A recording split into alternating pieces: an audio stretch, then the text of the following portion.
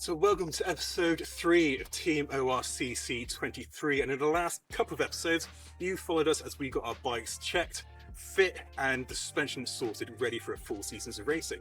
But there's a lot more preparation to go. Am I right? That is right, because as much as our bikes might be ready for racing, we are not necessarily ready yet. We need to still brush up our skills and fitness. So today we're going to be joined by two professional riders to help us with just that. We're going to get some pro tips for skills and training. So in just a sec, you're going to join me and Fergus Ryan, who's going to be showing me some enduro-specific race tips. So let's get on with it.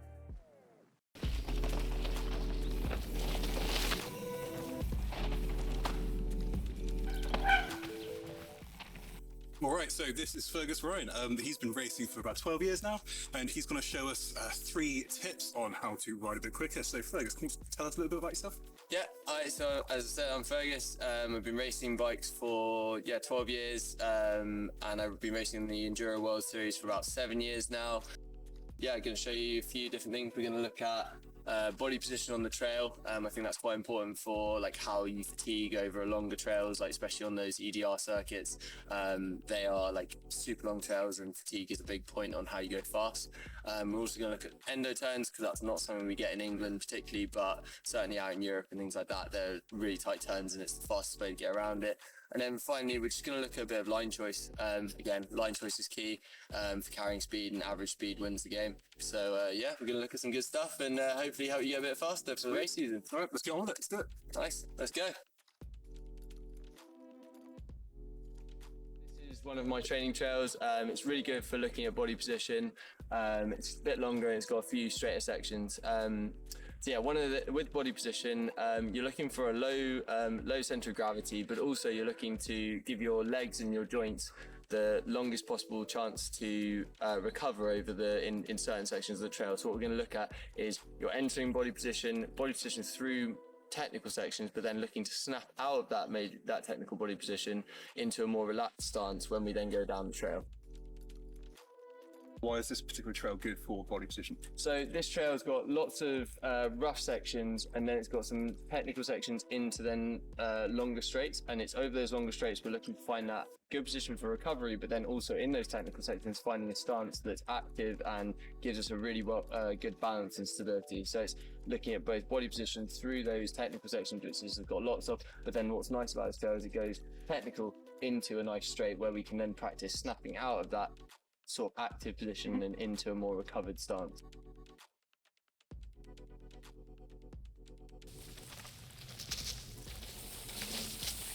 So, how's that first little run? How we doing? Yeah, so obviously conditions are pretty slick. I think you've got a real good like base speed through the trail, and you're carrying your speed well.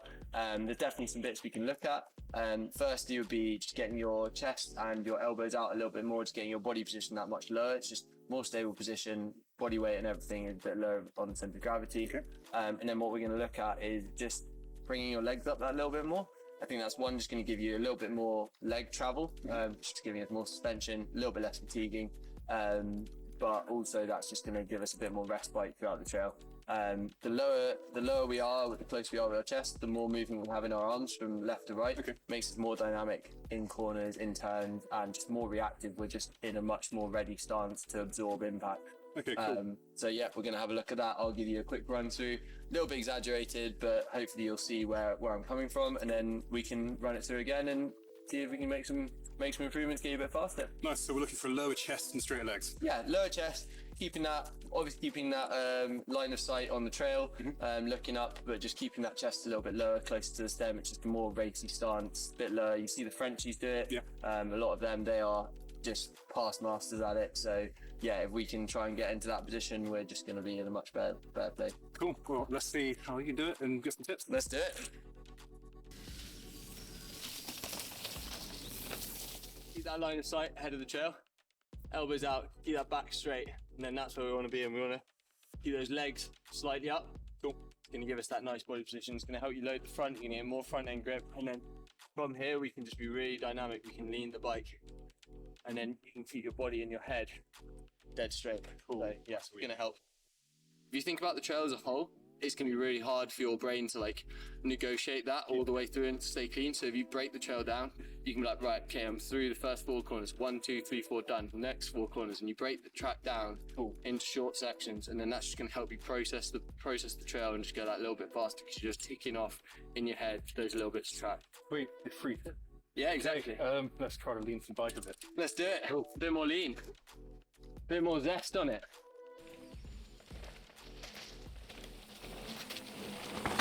The next thing I would work on would be, you're in this real nice body position.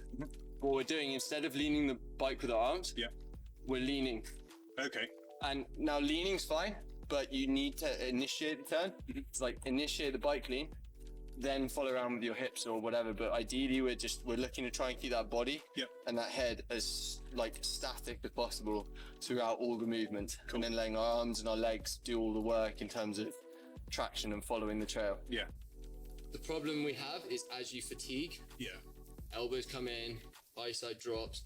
That's where you really have to work on keeping that body position as good as possible. Okay. And in that attacking position, people you'll watch them as they fatigue, that they're in that position, and then arms start to come in. So it's just opening that body position up, opening your lungs up as well, because it's all helping for the longer stage.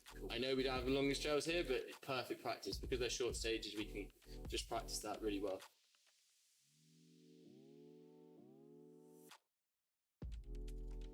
What we're going to do is run through both. We'll hit the low line first, see how fast you can hit it. Then we'll run through the high line, and then we'll see what the difference is. I'm fairly confident that you're going to find that high line not only nicer, but you're going to be able to hit it faster. So yeah, we'll go for it now. Do you want me to give you a demonstration first? Yes, please, that'd be great. Perfect. All right, I'll go hit the high line and we'll see what we can see. Let's go.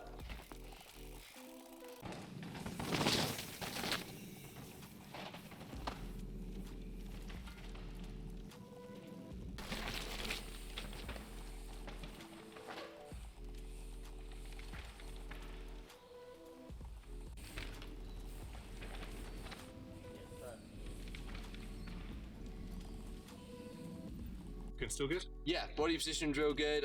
You could see it there where you're like working on it from what we've done before. Sure. You're like definitely working on it through here, and then I think that just like you're almost loaded. Yeah. I always try to think of it as like that. You're loaded in that body position, and then you were like straight up. You like popped up on this high line, nice, and then you kept like nice and low through there, and the cornering was just way better. You can see it straight away. Yeah, it's feeling up.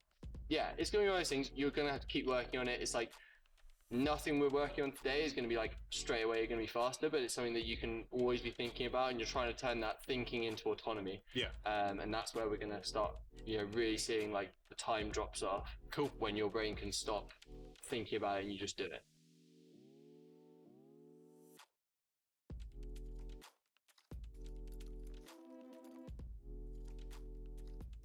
So, enduro turns, I'm really nervous about this one. I'm not very good at them, but yes, that is why we're here.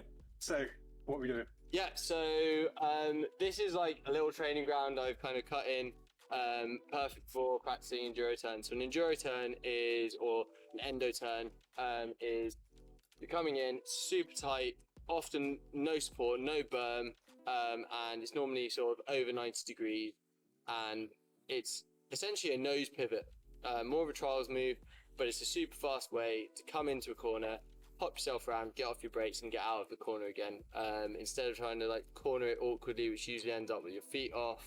It's just a very awkward process. So this is a really, really horrible, awkward turn, and we're going to work on trying to improve your speed out of it.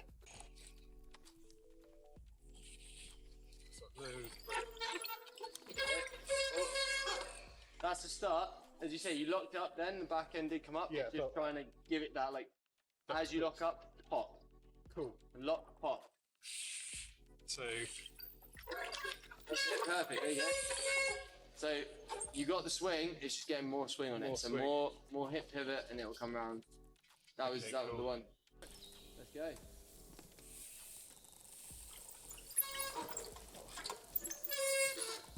but again, thanks for coming out. Yeah, no worries, my pleasure. And like I say, it's like not something you're ever gonna make big. You're gonna make big steps, but like you're not gonna suddenly learn all these things in one day. These are all things that you spend weeks learning, but they will help you throughout the season if your brain's like in tune with them, or like it's in your brain to try and process. Sure. So it's real good. And like, good luck for the rest of your races. Great, thanks so much. And you with the Madeira, Trans Madeira? Yeah, thank you. Yeah, off tomorrow. So yes. Yeah, Nice. for putting the time. Yeah. Well, so it's now time for me to go and practice this quite a lot more. So you're now going to go join Suvi, who's got something fairly special to show us some gravel stuff. So in this section, we're going to talk about gravel-specific training and skills. So I'm joined by Chris Opie, who, if you don't know Chris, do you want to tell who you are? I'm Chris, ex-professional cyclist turned YouTube presenter. I'm now a Lapierre ambassador and the club coach at the Lacole Cycling Club. Yeah, so Chris has been already helping me with my training, but we're going to share today with all of you what we've actually been doing and, yeah, show you some tips.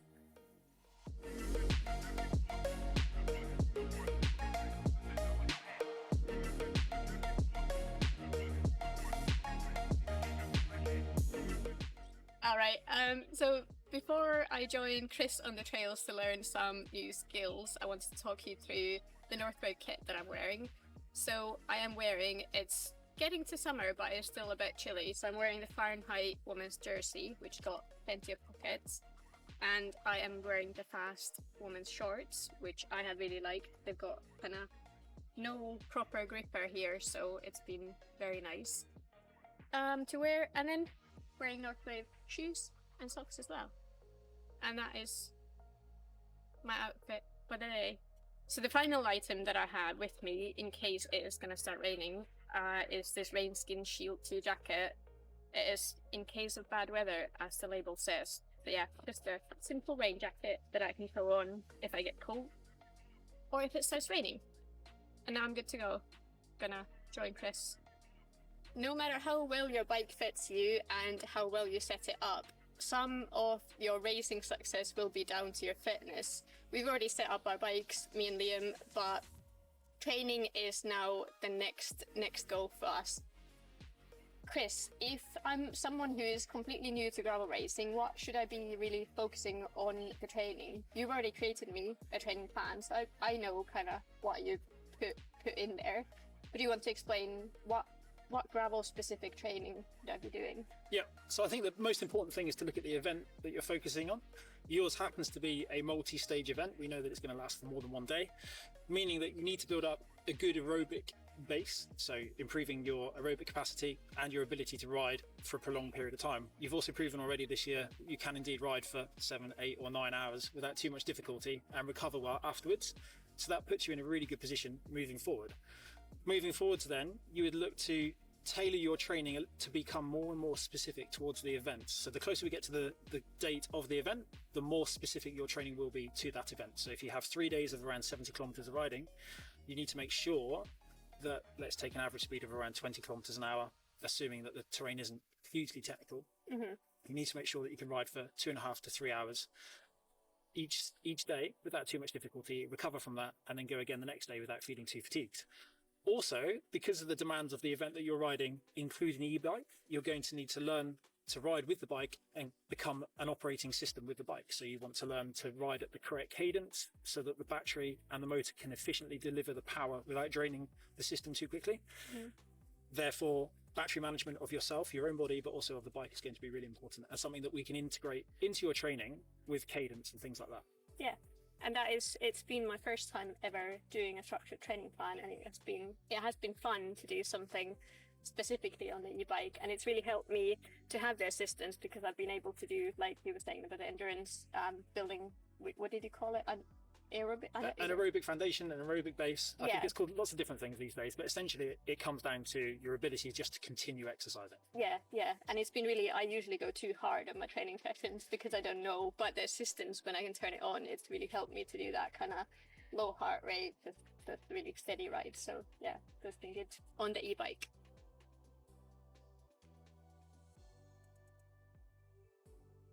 Right, that was a snippet from the training plan that I've been following that Chris has made for me.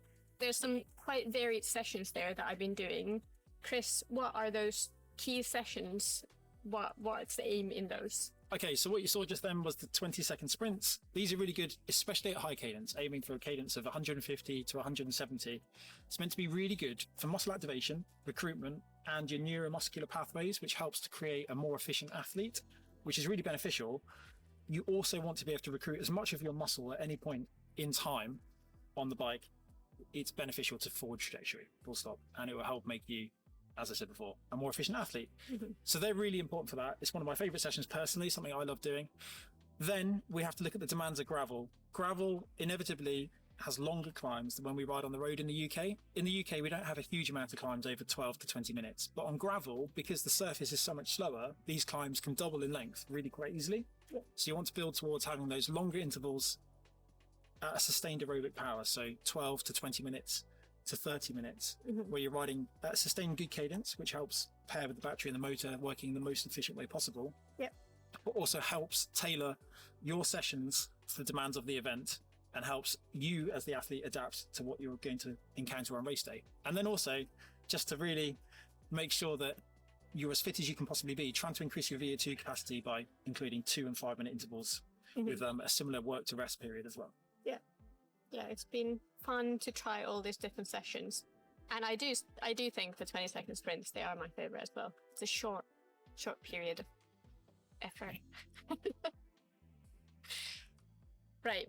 Yeah, so I've also been doing roughly three sessions a week, and then there's been some rest days as well. And is that something that if you're starting out a training plan, do you think that's a good amount of training? I think definitely, because riding a bike is amazing fun, and it's really easy to go cycling and enjoy it. Taking on a training plan with strict intervals, it can remove some of the fun element, and that's the reason most of us started cycling in the first place. So you need to be really careful not to turn this hobby, this beautiful passion, into something that's really strict and regimented, even if you're working towards an event. So I think having those 2 free sessions a week where you can ride or run or do any other workout that you choose, and then having those 1 to 2 really strict rest days each week, because work and life is busy, isn't it? So we all need time to recover. If we're constantly pushing the button and making ourselves tired, we're not going to have the chance to adapt to the training that we're trying to do.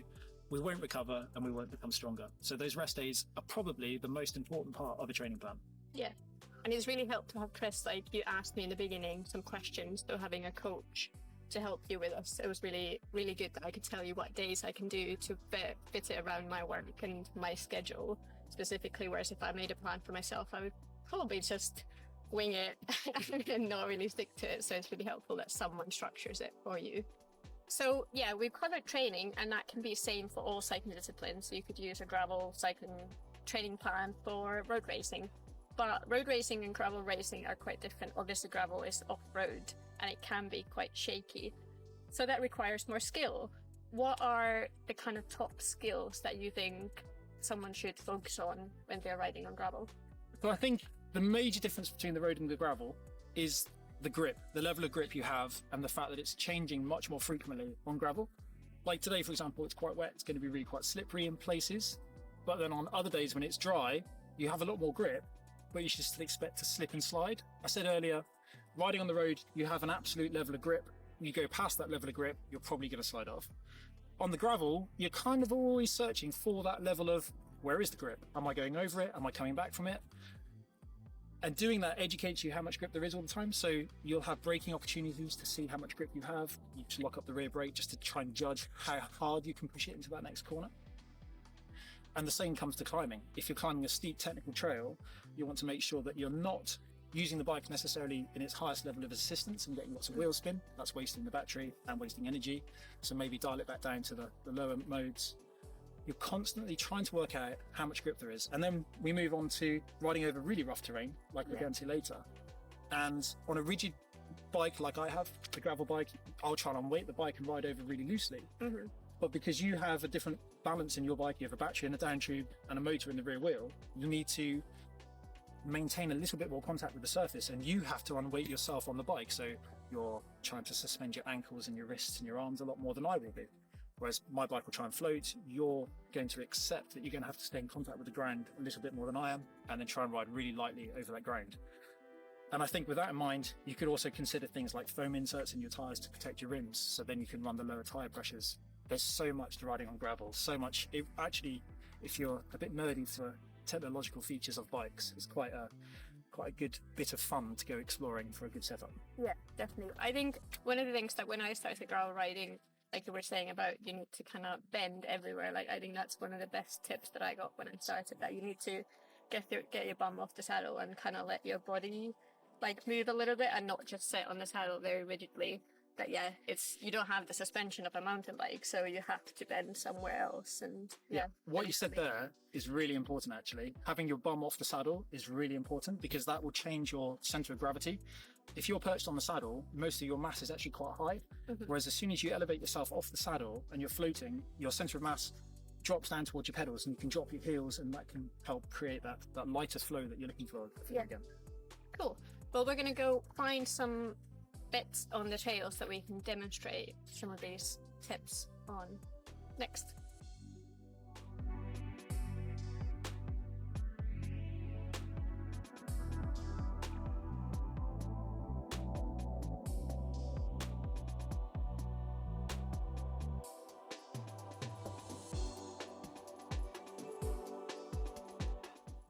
So we just came down this stretch of trail then, and I noticed the first bit you were on the hoods. It might seem counterintuitive, but I prefer to be in the drops because you have a more secure hand position, you have more leverage on the brakes, and generally speaking, it should be a little bit easier to pull the brakes full stop. On the tops, especially when you're sweaty or if it's wet, the hoods can actually become quite slippery, your hands can rotate around on them. On the drops, you are locked in a little bit more as your thumbs really act as hooks. Like I said, counterintuitive, it will take a bit of practice, but I prefer it for technical descents, even on some of the steeper descents as well. That kind of brings us to the next point that we're going to talk about, which is how to set up your bike and how to prepare for a race. So yeah, we're going to get to that next.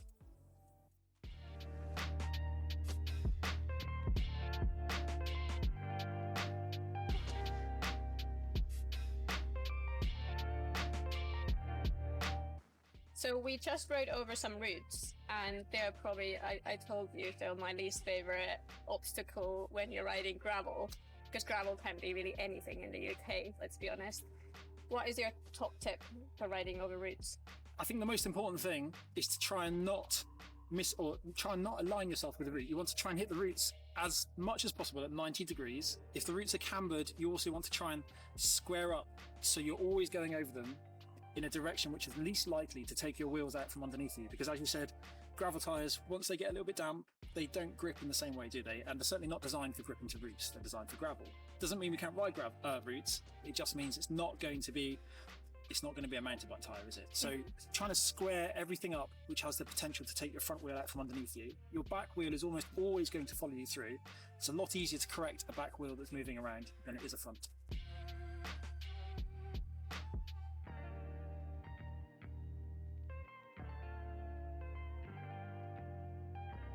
Yeah, there's different ways to ride over the routes or avoid them completely, but you already touched on the tires, and that comes to kind of equipment choice.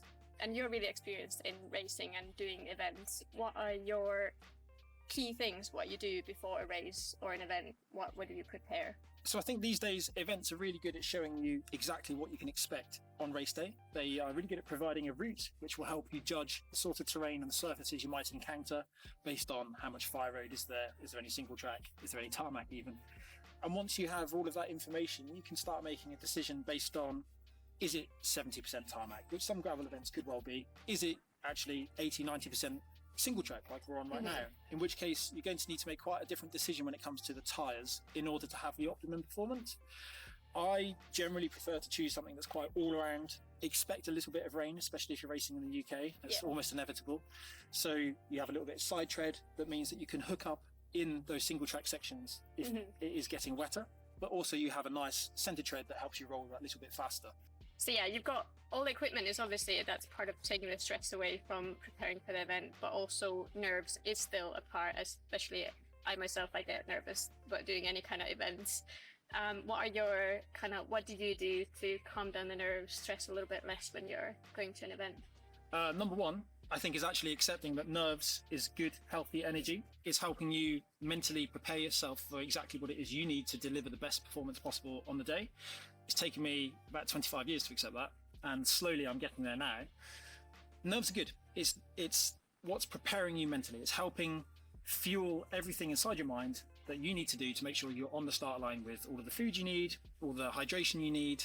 Things that can help though, aside from having a checklist that you've planned a few weeks in advance so that you do all these little things on race day to make sure that you haven't forgotten something, that helps add to your confidence, knowing that you've actually delivered everything for yourself that you need.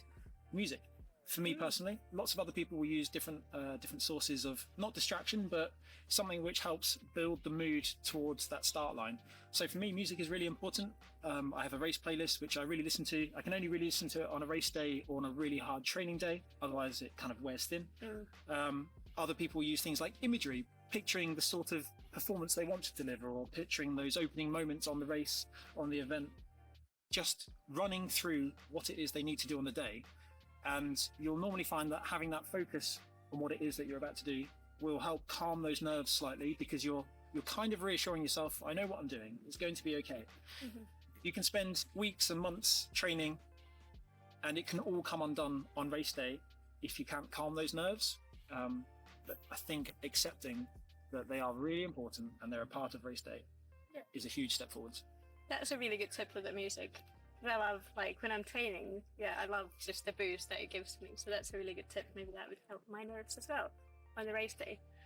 But yeah, I think that's pretty much, we've covered everything. We've covered training, we've covered building up your skills, and how to prepare equipment and your mind to the race day. So thank you so much, Chris. All right, it's a pleasure. Thank you. All right, Suvi, big day. What do you think? Did you learn much? I did learn a lot, and I think I will also learn from your section, because I think quite a lot of the things that I discussed with Chris about skills building and stuff, it's really transferable between the different different disciplines. It sounds like there's a lot of crossover, so I think we might have to have a bit of a chat after this. So what was the biggest thing you learned, do you think? I think for me, the mental preparation, the skills, obviously. It was amazing to see Chris do all the little jumps and turns. I don't think I can necessarily nail those, and I don't think I probably need them at my race, but I think the mental preparation side of things, Chris was really, the way he put it, it really put me at ease.